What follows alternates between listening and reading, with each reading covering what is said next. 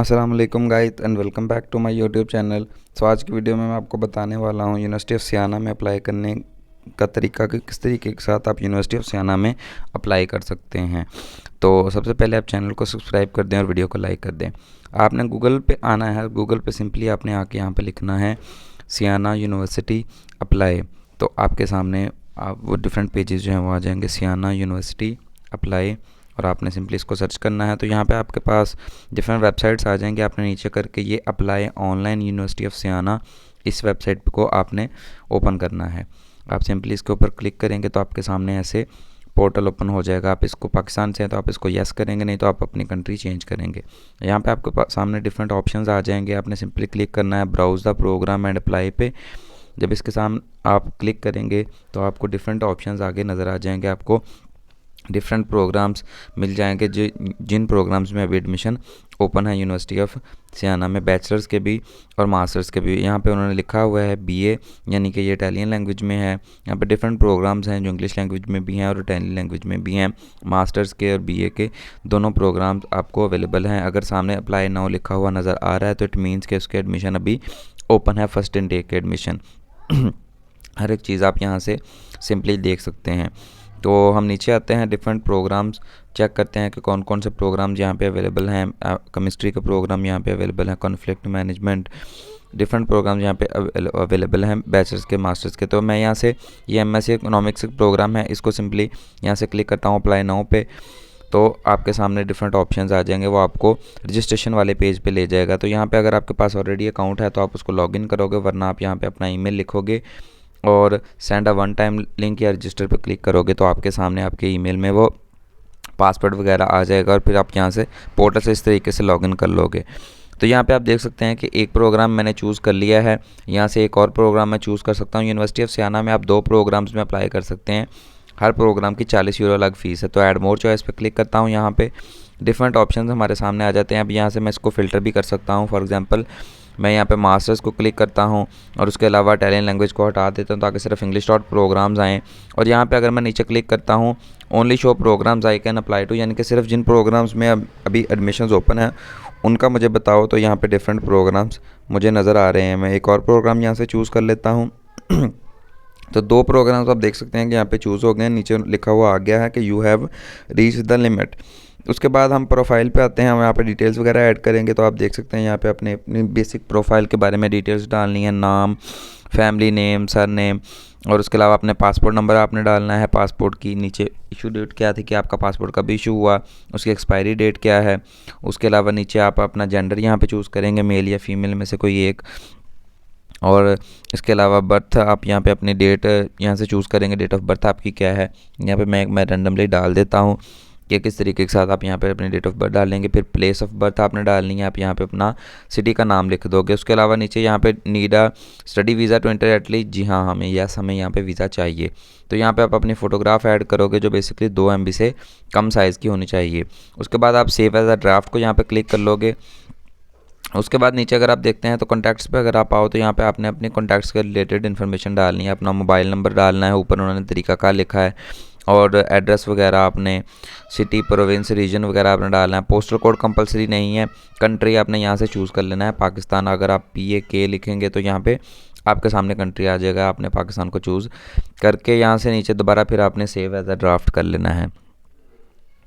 जो भी स्टेप आपने करना है अपने उसको सेव एज ड्राफ्ट ज़रूर करी जाना है। उसके बाद एजुकेशन पे आप आएंगे तो सबसे पहले आप यहाँ पे ऊपर जैसे कि उन्होंने मेंशन किया हुआ, आप सबसे पहले यहाँ पे सेकेंडरी एजुकेशन डालेंगे। यानी कि अगर आप मास्टर्स के स्टूडेंट भी हैं तो आप पहले अपनी सेकेंडरी एजुकेशन, इंटरमीडिएट जो है उसको वहाँ से चूज़ करके इंटरमीडिएट की डिटेल्स यहाँ पे अपलोड करोगे। सेकेंडरी एजुकेशन आ गया, यहाँ पे आपने स्टेटस अपने उसका नाम लिखना है, जिस कॉलेज या इंस्टीट्यूशन से आपने वो किया है, आपने उसका प्रोग्राम का नाम लिखना है, डिसिप्लिन लिखना है। उसके अलावा अगर आप स्टेटस ऑफ स्टडीज़ की बात करें तो मोस्ट ऑफ द स्टूडेंट्स का वो कंप्लीटेड ही होगा, तो हम यहाँ पे फिनिश्ड को सिलेक्ट करेंगे।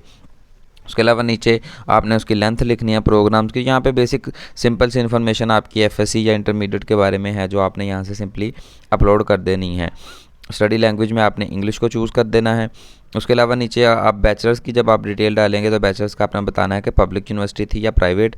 तो उसके अलावा आपने एजुकेशन अपनी बतानी है, 16 ईयर ऑफ एजुकेशन होते हैं जिन्होंने BS किया होता है। उसके बाद सिंपली हम इसको सेव एज अ ड्राफ्ट कर देंगे। उसके बाद नीचे लैंग्वेजेस पे आ जाते हैं, तो नेटिव लैंग्वेज का पूछ रहा है, यानी कि आपकी फ़र्स्ट लैंग्वेज कौन सी थी। तो यहाँ पे आप उर्दू को सर्च करेंगे और उर्दू को यहाँ से चूज़ करेंगे, क्योंकि हमारी फ़र्स्ट लैंग्वेज उर्दू थी। उर्दू को चूज़ किया। उसके अलावा नीचे यहाँ पे आप अपना इंग्लिश प्रोफिशिएंसी लेवल ला लेंगे। अगर आपके पास आइल्स का स्कोर है तो उसके अकॉर्डिंग आप चूज़ करेंगे। अगर आपके पास आइल्स का स्कोर नहीं है तो प्रोफिशिएंसी लेटर है तो आप सिंपली B2 यहाँ से चूज़ कर सकते हैं।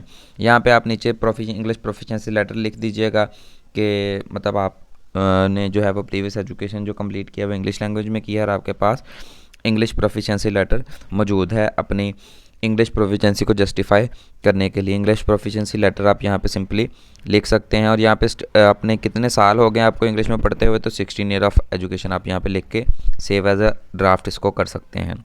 उसके बाद नीचे आते हैं एम्प्लॉयमेंट पे। एम्प्लॉयमेंट का मतलब अगर आपने कोई जॉब वगैरह यहाँ पे की है तो आप वो वहाँ पे मेंशन कर सकते हैं, या आपके प्रोफाइल को स्ट्रॉन्ग ही बनाएगा। उसके अलावा नीचे एक्टिविटीज़ पे आते हैं।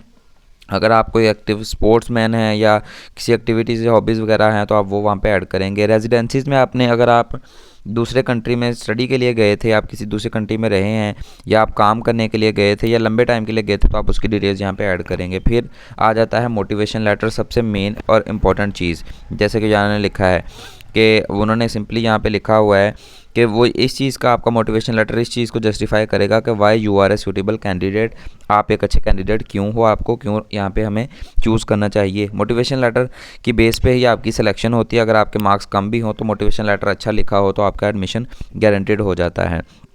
यहाँ पे उन्होंने लिखा हुआ है कि आपने ये बेसिकली ये 4 क्वेश्चन हैं जिनका आपने अपने मोटिवेशन लेटर में आंसर करना है। ये क्वेश्चन आप यहाँ से पढ़ सकते हैं।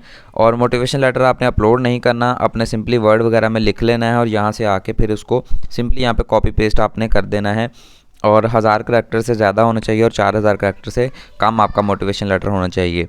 एक वर्ड बेसिकली 1 करैक्टर बनता है, तो यहाँ पे जैसे फॉर एग्जांपल मैं ये वर्ड्स ऐड करूँ तो ये 16 करैक्टर्स बन गए हैं। यहाँ से आप अपना मोटिवेशन लेटर लिखेंगे और दोबारा उसको सेव एज अ ड्राफ्ट कर देंगे। उसके बाद नीचे डॉक्यूमेंट्स वाली लिस्ट पे आते हैं। यहाँ पे आपकी बेसिकली चेक लिस्ट होगी कि जितने भी आपके डॉक्यूमेंट्स हैं जो आप अपलोड करोगे वो यहाँ पे शो हो जाएंगे जब आप अपलोड कर लोगे। यहाँ पे उन्होंने लिखा हुआ है कि CV और ट्रांसक्रिप्ट और इंग्लिश प्रोफिशिएंसी का सबूत और पासपोर्ट की कॉपी, ये 4 चीज़ें जो हैं ये कंपलसरी हैं, ये आपको ऐड करनी पड़ेंगी। अगर आप अदर्स पे आते हैं तो अदर्स पे आके आपने यहाँ पे सिंपली कुछ प्रोग्राम्स में पोर्टफोलियो का लिंक आपने देना होता है, वो आप ऐड करेंगे। इन्फॉर्मेशन सोर्स का आप यहाँ पे बता दें, सिंपली कोई भी प्रोग्राम आप यहाँ पे ऑप्शन चूज़ कर सकते हैं।